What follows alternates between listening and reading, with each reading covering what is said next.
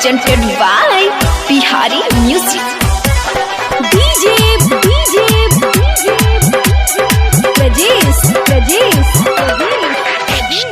Chakia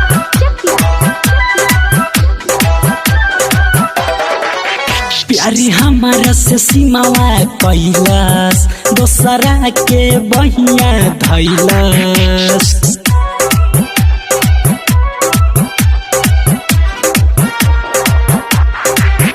प्यारी हमारा से सीमावा कैलाश दोसरा के बहिया धैलाश जानी से ज्यादा चहनी तब हमके छोड़िए गइल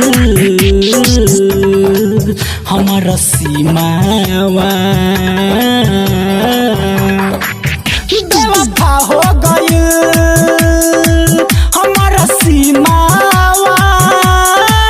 बेवफा हो गइल हमारा सीमावा हमारा सीमावा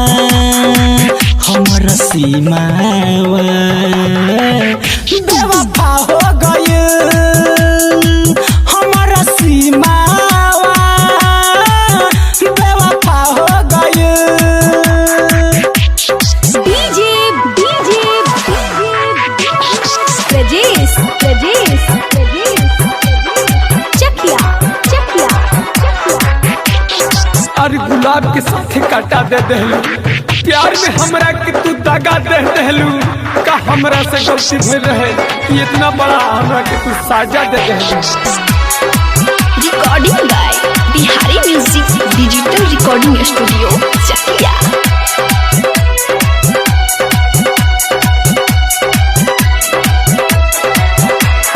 प्यार करे केहू हमके सिखैली हो हम न जानते रही हमके उ बतैली हो हम न जानते रही हमके उ बतैली हो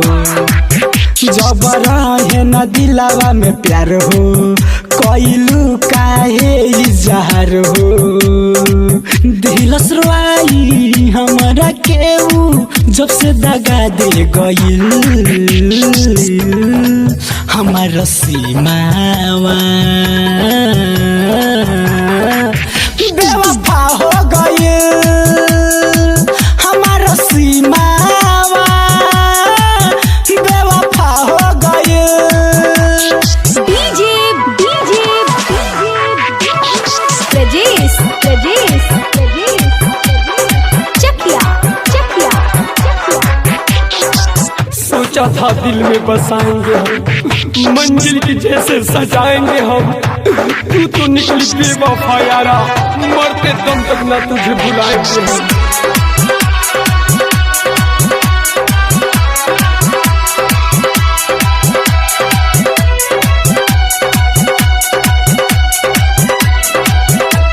प्यार में मुकेश केहू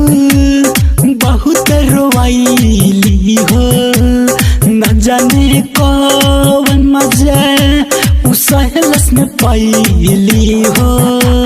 न जाने कौन मजा उ सहलस में पाइली हो कैसे उ हमारा से वादा उ बदल अपन इरादा जी कैसे वो कर बिना जिंदगी बोझी भइल हमारा सीमावा बेवफा हो